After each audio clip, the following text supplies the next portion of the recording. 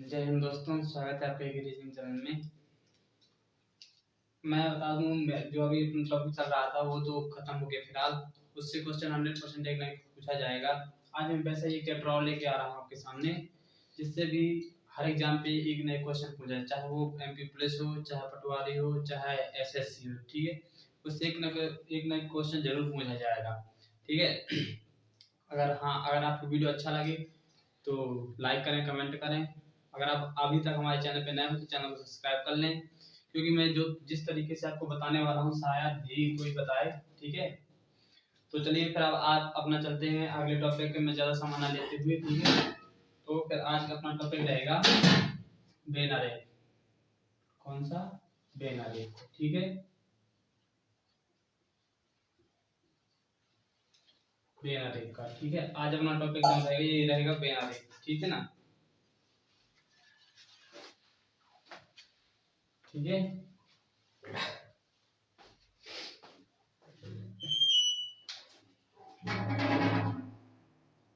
Venn diagram.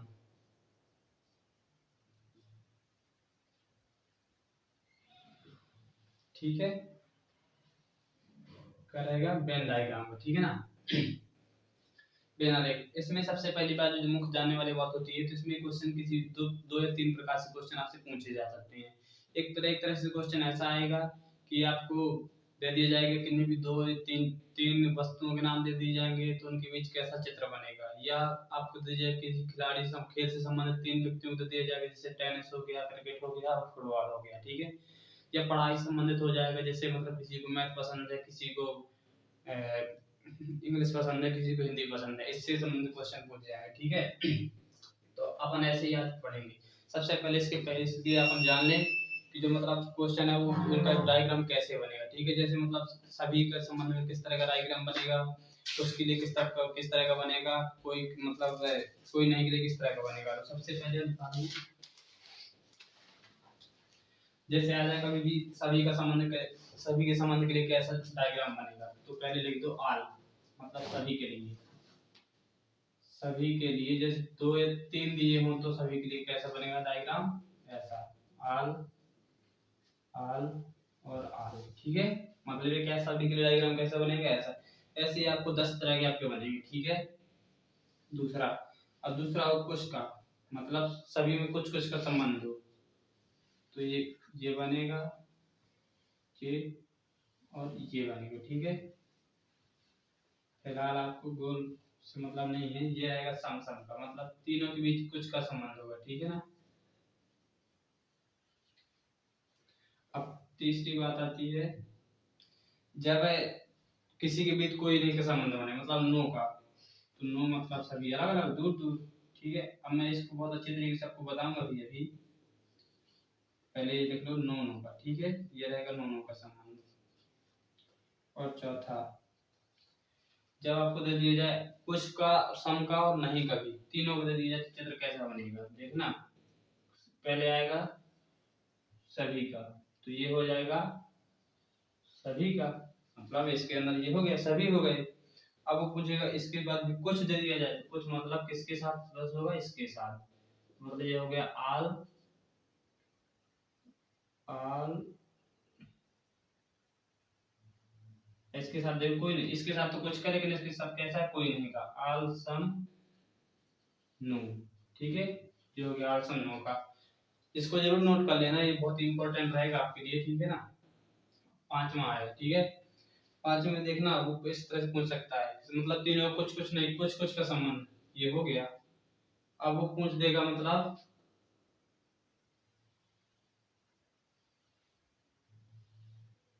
अब ये रहेगा आपका सम,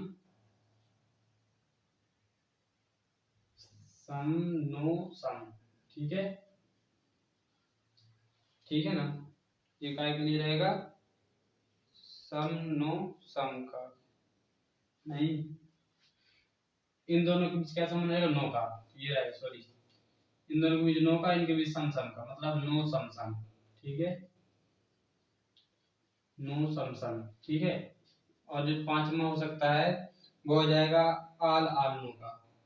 आल आल नो मतलब ये आपको ऐसा पूरा दिया रहेगा, इसमें आप देखो ये दोनों इसके अंदर है ना, तो मतलब आल आल, दोनों इसके अंदर है तो मतलब आल आल, ठीक है, आल आल। लेकिन इन दोनों के बीच का कोई संबंध है नहीं है, तो इसके बीच नो, ठीक है। ऐसे ही आप करेगा। सातवां, सातवां रहेगा आपका आल नूनो का, आल नूनो, आल तो हो गया ये, नो, ठीक है। मतलब इसका साथ भी कोई, देखिए ये है इसमें, ये मतलब इसका पूरा कहलाएगा, और ये इसके साथ भी नहीं है, ये इसके साथ भी है, मतलब नो नो कहलाएगा, मतलब आल नो और नो, ठीक है। आया समझ में? अभी मैं बहुत अच्छे तरीके से समझाऊंगा तो समझ में और आ जाएगा, ठीक है। अब जैसे भी, लेकिन इसको नोट करना जरूरी है कि इसका चित्र कैसा बनेगा। अब आ जाए अगर आपके सामने आल आल सम का, तो आल आल सम मतलब वो कहता है कैसा, फिर इसके अंदर सम ऐसे, ये हो गया आल मतलब बड़े के लिए, इसके ये दोनों इसके अंदर है तो आल, इन दोनों के बीच का संबंध है सम का, आल, अभी रुक जाइए, ये दोनों तो है ना, तो आल आल, ठीक है, और ये सम, ठीक है। ये नोट कर लो, फिर बहुत अच्छी तरीके से समझ में आ जाएगा। वैसे ही आपका नोमा, नोमा हो सकता है आल सम सम, हो गया क्या, आल सम सम नहीं हुआ, आल सम सम इसमें रहेगा, देखना ये इसके अंदर ये तो हो गया आल, अब देखना इसके साथ भी मतलब ये हो गया सम, और इसके साथ भी ये हो गया सम, ऐसा ये हो गया आल सम और ये सम, ठीक है। ये हो गया आल, देखना जे हो गया इसके अंदर तो हो गया आल, और इसके साथ हो गया तो सम, और ये भी हो गया इसके साथ तो क्या हो गया सम, ठीक है। ऐसे ही लास्ट रहेगा आपका दसवां, दसवां रहेगा नो, नो नो सम का, नो नो सम नहीं हुआ ना, नो नो सम मतलब एक ऐसा, ये ये हो गया क्या कहीं, नो नो सम नहीं हुआ, ठीक है। ये हो गया नो नो सम, ठीक है ना। अब देखना जैसे दे दिया जाए मतलब तीनों किसी प्रकार संबंधित हो, जैसे कोई आ जाए मतलब कुछ छात्र हिंदी पसंद करते हैं, कुछ इंग्लिश और कुछ गणित, और दे दिया जाए सभी छात्र, तो सभी मतलब आल आल का अगर सभी में आ जाए, ये हो जाएगा आल आल आल, मतलब एक के अंदर मतलब जो गणित पसंद करने वाले हैं वो इंग्लिश पसंद कर रहे हैं, और मतलब हिंदी पसंद कर रहे हैं, ठीक है। ऐसे आपको क्वेश्चन आएंगे, तो पहले इसको नोट कर लो, बहुत अच्छे तरीके जितने क्वेश्चन पढ़ेंगे तो समझ में आ जाएगा, ठीक है ना। अब देखना आपके सामने दो प्रकार से क्वेश्चन रहेंगे, ठीक है।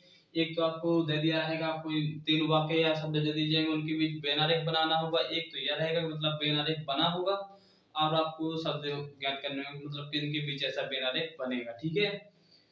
तो आज हम पढ़ेंगे, पहला जैसे रहता है कि नीचे दिए गए बेनारेख में कौन सा बेनारेख दिए गए तीन वर्गों के व्यक्ति, टेनिस के प्रशंसक, क्रिकेट के खिलाड़ी और विद्यार्थियों के बीच सही संबंध दर्शाता है। देखना अभी आपके सामने क्वेश्चन रहेगा, ठीक है। इसको नोट कर लिया, ठीक है। ये जरूर इसी मैं यहाँ पे बता दूं, पहले नहीं इसको पहले मिटा दूं, इसको जरूर नोट कर लिया होगा अभी तक।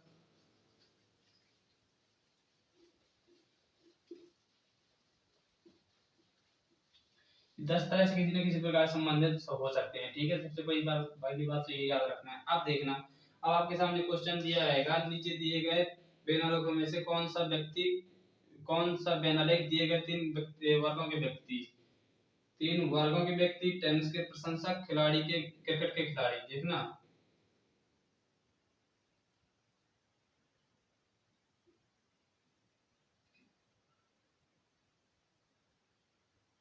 विद्यार्थी, देखना आप दिया है टेनिस के प्रशंसक, कौन से टेनिस के प्रशंसक, ठीक है। टेनिस के प्रशंसक, टेनिस के प्रशंसक हो गए, प्रशंसक, और दूसरा दिया है उसी में क्रिकेट के खिलाड़ी, ठीक है ना, क्रिकेट के खिलाड़ी। लेकिन सबसे बड़ी बात है, इसको अपने दैनिक जीवन पे नहीं ले लेना, नहीं सर जी हम तो ऐसा पसंद नहीं करते, तो क्यों ऐसा होगा, ऐसा नहीं लेना, ठीक है ना। और चौथा दिया विद्यार्थी, ठीक है। अब देखना, अब ये आपको दिए रहेंगे, अब इसके आपको डायग्राम दे देगा, ठीक है, मतलब किस प्रकार संबंधित होगा। पहला डायग्राम दिया है ऐसा, ठीक है। दूसरा डायग्राम दिया है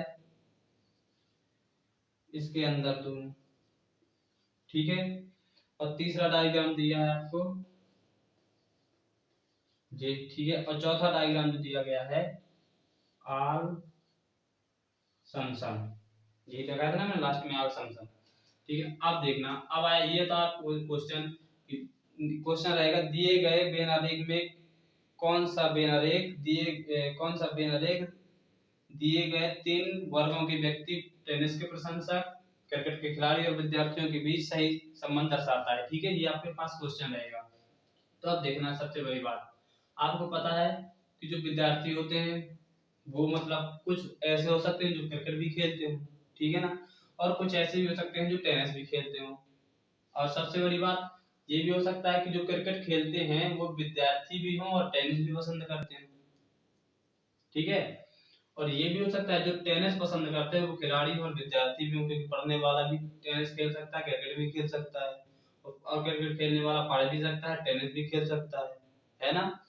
लेकिन बट इसको अपने दैनिक जीवन में नहीं लेना कि मतलब पार्टिकुलर कोई समझने लगे कि सर जी हम तो ये काम करते ही नहीं, मैं तो क्रिकेट खेलता नहीं, मैं तो कबड्डी खेलता हूँ, लेकिन ऐसा नहीं करना, ठीक है। आपको ये समझने के चलना है मतलब जो विद्यार्थी हैं वो आपके टेनिस तो क्रिकेट खेलते हैं, शायद कुछ टेनिस भी खेलते होंगे, ठीक है ना। और जो प्रशंसक है, टेनिस के प्रशंसक मतलब खेलने वाले नहीं, यहाँ पे प्रशंसक की बात हो रही है, ठीक है। जो प्रशंसक है वो खिलाड़ी भी हो सकते हैं और विद्यार्थी भी हो सकते हैं, ठीक है। अब आती है खिलाड़ी की, तो पता है कुछ खिलाड़ी ऐसे होंगे जो विद्यार्थी होंगे और कुछ क्रिकेटर खिलाड़ी ऐसे होंगे जो विद्यार्थी होंगे और कुछ क्रिकेटर ऐसे होंगे जो प्रशंसक भी होंगे, ठीक है। मतलब तीनों के बीच संबंध कैसा होना चाहिए, ऑप्शन नंबर 1 ये है आपको, एक ये है, ये दूसरा, ये चौथा, ठीक है। मतलब ऑप्शन नंबर 1 राइट आंसर। इस तरह आपको अप्रोच करना है। सबसे पहली बात इसमें आपकी जितनी सोचने की क्षमता होगी वही उसी पे डिपेंड करेगा, ठीक है। तो सबसे पहले आपको देखना है कि मतलब इनके बीच कैसा संबंध रहेगा, ठीक है ना। अब देखिए एक तरह का तो क्वेश्चन आपसे ऐसा पूछ लेगा, अब दूसरी तरह से क्वेश्चन कैसा पूछेगा कि आपको ये, अब इसमें निरूपित भी करना बहुत इंपॉर्टेंट रहेगा, तो आप अपने अनुसार इसको देखना। ये मान लीजिए क्या है, खिलाड़ी, टेनिस के खिलाड़ी, मैं इसको खिलाड़ी बस लिख दे रहा हूँ, ठीक है ना, क्रिकेट के खिलाड़ी है ये, ठीक है। और ये रहेंगे आपके विद्यार्थी, और ये रहेंगे आपके टेनिस के प्रशंसक, ठीक है ना।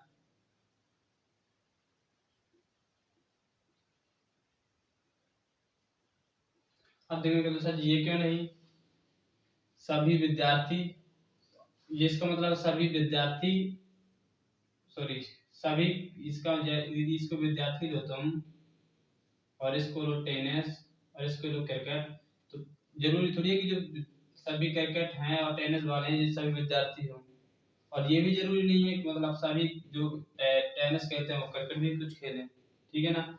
लेकिन ये जरूरी है, मतलब हो सकता है, संभावना है, हो सकता है कुछ भी, ठीक है ना। सबसे बड़ी बात इसको आपको ऐसे अप्रोच करना है, ठीक है। आया समझ में, शायद समझ में आ जाना चाहिए। अब देखना ये कहता है यहाँ पे क्यों नहीं, जैसे इसका मतलब कह दिए विद्यार्थी मान लो, ये तुम टेनिस मान लो और ये फिर इसको क्रिकेट मान लो, तो इनके बीच संबंध क्यों, जरूरी नहीं है कि ये दोनों ना खेलें, खेल भी सकते हैं, ठीक है ना। तो आया समझ में। अब देखना अभी कोई तरह से आपसे क्वेश्चन और आएगा जिस इसी तरह से, इससे तो कम क्वेश्चन लेकिन उस टॉपिक से ज्यादा आते हैं। टाइप नंबर सेकंड है वो, ये टाइप नंबर फर्स्ट था आपका, ठीक है। इसको टाइप फर्स्ट पे लिख लेना। इसी तरह का देखना एक क्वेश्चन और मैं बोलता हूँ, उसके बाद एक क्वेश्चन आप दूसरा टाइप का पढ़ाएंगे, उसके बाद आप पूरी तरह समझ में आ जाएगा, ठीक है ना, कि आप किसी क्वेश्चन किस प्रकार से पूछे जाएंगे और किस प्रकार से आएंगे, ठीक है। अब देखना, अब सबसे ज्यादा इंपॉर्टेंट अगर क्वेश्चन आते हैं तो इससे आते हैं, ठीक है। इस तरह के मैं बता दूं, पहले जैसे क्वेश्चन है पुस्तक और उपन्यास कोश, पुस्तक उपन्यास कोश, ये दिया है, ठीक है। आपके पास ये दिया गया पुस्तक उपन्यास कोश, ठीक है, ये है। आपको दे दिएगा पुस्तक उपन्यास कोश। अब इसके आपको बैनर बनाना है, वो कह देगा पुस्तक उपन्यास कोश में आपके बैनर कौन सा सही होगा। मैं बार बार नहीं बना रहा हूँ, सिर्फ मैं आपको अप्रोच करके बता रहा हूँ, ठीक है। देखना, पुस्तक उपन्यास कोश, तो तुम्हें पता है कि जो उपन्यास होते हैं वो भी एक तरह की क्या होती है, पुस्तक होती है, मतलब जैसे कोई लिखता है उपन्यास तो पुस्तक के अंतर्गत ही तो लिखता है ना, पुस्तक ही कहलाती है ना वो। तो मतलब ये हो गई पुस्तक। अब देखना कोश, ये भी एक तरह का क्या है, पुस्तक है। क्या है ये, एक तरह की क्या है आपकी पुस्तक है, लेकिन ये जरूरी नहीं कि उपन्यास हो। कोश भी एक तरह का क्या है, पुस्तक है, लेकिन ये जरूरी नहीं कि उपन्यास हो, ठीक है ना। ये जरूरी है कि उपन्यास एक तरह का क्या हो, कोश हो।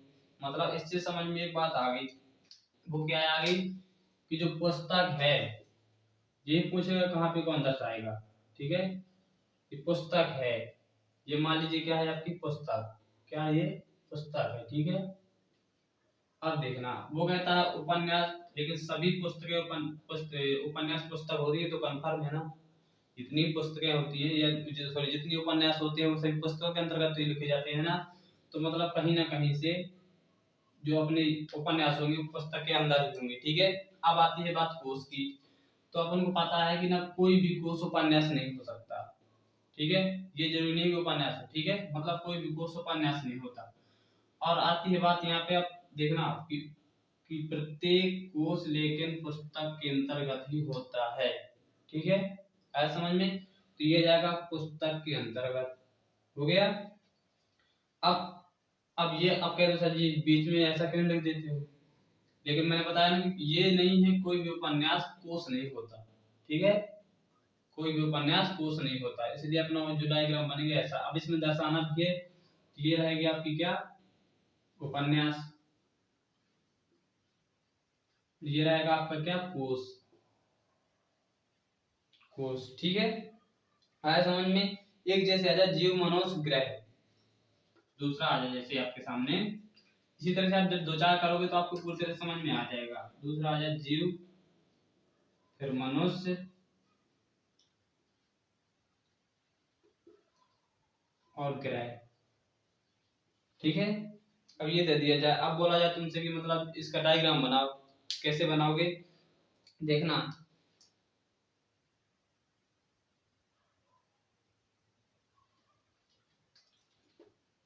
जीव मनुष्य और ग्रह, इसका डायग्राम बनाना है। तो तुम्हें पता है कि जितने भी मनुष्य होते हैं वो सभी प्रकार क्या होते हैं, जीव होते हैं। जीव भी तो कहलाते हैं मनुष्य, मतलब अपन जीवित है तो एक प्रकार के क्या है, जीव है।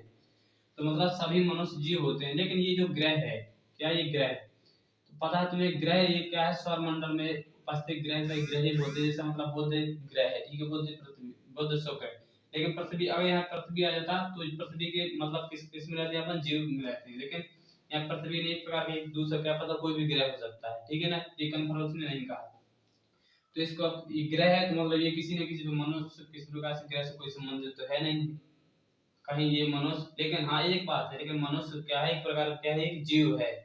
जीव है तो मतलब मनुष्य एक प्रकार क्या है, सभी मनुष्य जीव होते हैं, ये तो कंफर्म है।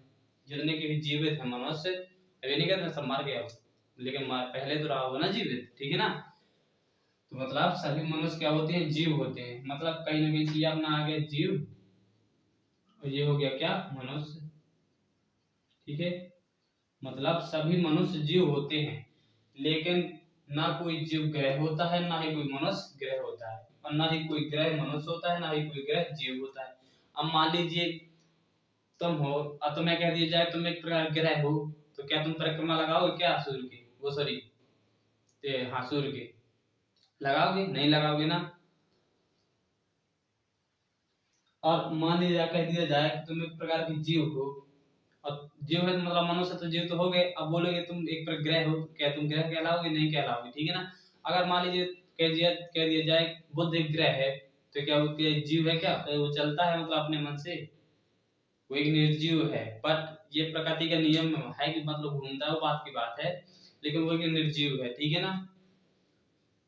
तो ये क्या है, कोई भी मनुष्य ग्रह नहीं हो सकता, और ना ही कोई भी जीव ग्रह हो सकता है, ठीक है ना।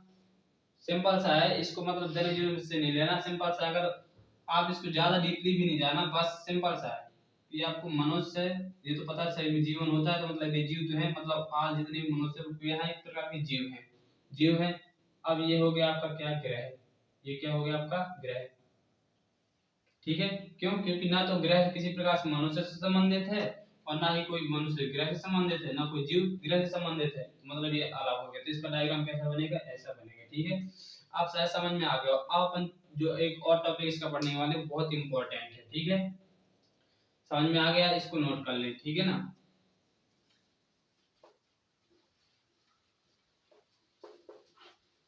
अब देखना वो कैसा है, आपको दे दिया जाएगा कि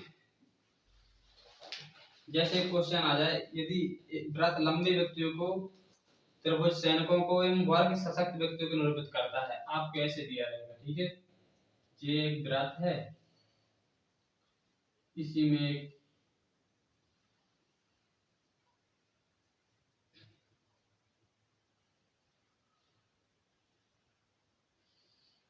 ये आपका वर्ग है और इसमें एक त्रिभुज है,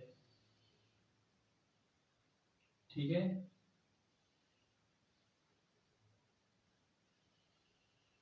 ये आपका क्या है, त्रिभुज है। अब इसमें अंक निरूपित हैं, तो यहाँ पे 5, यहाँ पे 4, यहाँ पे 6, यहाँ पे 7, यहाँ पे 3 और यहाँ पे 1, ये दे दिया जाए। अब कह दिया जाए कि जो तुम्हारा व्रत है ये किसको निरूपित करता है, व्रत लंबे व्यक्तियों को, ठीक है ना। किसको, लंबे व्यक्तियों को, लंबे व्यक्तियों को, ठीक है। किसको निरूपित करता है, लंबे व्यक्तियों को। और जो वर्ग है वो किसको, सशक्त व्यक्तियों को, मतलब जो वर्ग है ये किनको, सशक्त व्यक्तियों को, सशक्त व्यक्तियों को, ठीक है ना।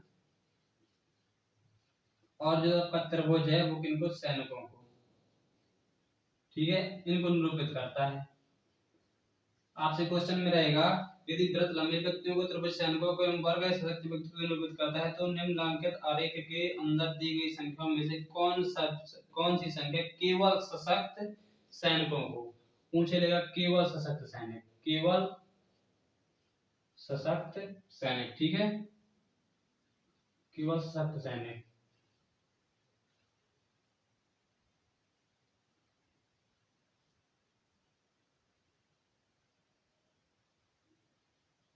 केवल सशक्त सैनिकों को, केवल सशक्त सैनिकों को निरूपित करता है, मतलब कौन सी संख्या है जो केवल सशक्त और सैनिकों को बस निरूपित करती है। तो सबसे पहली बात देखना, जो अपना ये क्या है, निरूपित इसमें भी कर लें, ये क्या है, लंबे व्यक्ति है, ये क्या है, लंबे व्यक्ति, ठीक है, लंबे व्यक्ति है ना, ये क्या है, लंबे व्यक्ति। और जो त्रिभुज है ये क्या है, सैनिक है, ये क्या है, आपके सैनिक है, ठीक है। और जो चतुर्थ वर्ग है ये क्या है, आपका सशक्त व्यक्ति है, कौन सी है, ये सशक्त है, ठीक है। ये कौन से व्यक्ति है, सशक्त व्यक्ति है, ठीक है। अब आपसे क्वेश्चन में पूछा जाएगा केवल सशक्त सैनिक कितने हैं। अब इसमें आपको ऑप्शन दिया रहेगा, ठीक है, मैं ऑप्शन लिख दूं। ऑप्शन नंबर 1 2, दूसरा 4 और तीसरा 6 और चौथा 7, ठीक है, ये आपके विकल्प हैं, ठीक है ना। तो देखना अब वो पूछता क्या है कि मतलब केवल सशक्त, ये नहीं पूछता मतलब कितने, केवल सशक्त सैनिक कितने हैं। सशक्त सैनिक मतलब ये क्या है, ये केवल और केवल कौन से व्यक्ति है, सैनिक है। ये क्या है, ये केवल और केवल सशक्त सैनिक है, क्यों सशक्त व्यक्ति है, क्योंकि ना तो ये त्रिभुज के अंतर्गत है, ना ये कोई चतुर्भुज के अंतर्गत है, ना वर्ग के अंतर्गत, मतलब ये केवल है। और जो ये व्यक्ति है ये केवल लंबे व्यक्ति हैं, मतलब एक व्यक्ति इसमें केवल लंबा है, 2 सैनिक केवल है और 7 केवल सशक्त व्यक्ति है। इसके अलावा ये 7 जो है ये कोई नहीं है, ना तो ये सैनिक है ना तो ये लंबे व्यक्ति हैं। अब आती बात सेक्स की, तो सेक्स देखना किसमें शामिल है, ये त्रिभुज है इधर से, ये इधर से क्या है, यहाँ से नहीं, यहाँ से आ जा, ये यहाँ से क्या है, ये त्रिभुज, ठीक है ना। त्रिभुज है मतलब ये सैनिक थे, क्या थे, सैनिक थे। यहाँ पे था 5, यहाँ पे था 4, ठीक है, ये क्या थे, सैनिक। अब हमसे क्वेश्चन पूछा था केवल सशक्त, केवल सशक्त, सशक्त हो और सैनिक हो, सशक्त हो और क्या हो, सैनिक हो। तो मतलब जो वर्ग में भी हो और जो त्रिभुज में भी हो, क्यों सशक्त, क्योंकि वर्ग क्या रहता है, सैनिक क्या है, त्रिभुज। लेकिन जरूरी नहीं कि वो त्रिभुज में हो, लंब उसमें हो, व्रत में हो, क्योंकि उसने लंबे व्यक्ति नहीं कहा, ठीक है ना। केवल कहा ना, ये शब्द जो जोड़ा बहुत इंपॉर्टेंट है, केवल मतलब पार्टिकुलर किसी के लिए है, ठीक है।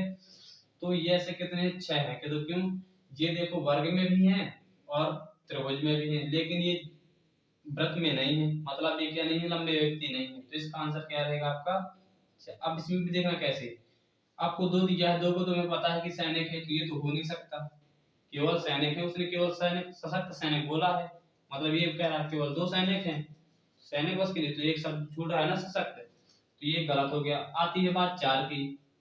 चार जो है तो वो देखो तुम्हारे सैनिक भी हैं, सशक्त भी हैं और लंबे व्यक्ति भी हैं, ये चार है ना, जो ये चार व्रत में भी है, त्रिज्या उसमें वर्ग में भी है और त्रिभुज में भी है, तो मतलब ये सैनिक भी हैं, सशक्त भी हैं, लंबे व्यक्ति भी है, लेकिन वो तो पूछ रहा है कि सशक्त सैनिक। अब बात छह की बात आई, तो ये हो सकता है, क्योंकि देखना ये त्रिभुज बस में है और वर्ग में भी है, तो ये सशक्त भी है, सैनिक है, लेकिन ये क्या नहीं लंबा नहीं है, तो मतलब ये आपका आंसर है। अब आती है सात की, तो सात तुम्हें पता है कि सात, तो ये ऑप्शन नहीं हो सकता, मतलब दो ऑप्शन नहीं है, तो ऑलरेडी आपका सी आंसर है, राइट आंसर, ठीक है। अब आ गया समझ में, शायद ऐसे ही आपको क्वेश्चन दिए रहेंगे। अगर आपको वीडियो अच्छा लगे तो वीडियो को लाइक करें, कमेंट करें, और अगर अभी तक हमारे चैनल को सब्सक्राइब ना किया तो चैनल को सब्सक्राइब करें, ज्यादा से ज्यादा अपने दोस्तों में शेयर करें, ठीक है। अब वीडियो आपको समझ में आ गया, अगर अब मिलते हैं अपने अगले वीडियो पर, जब तक के लिए जय हिंद, जय भारत।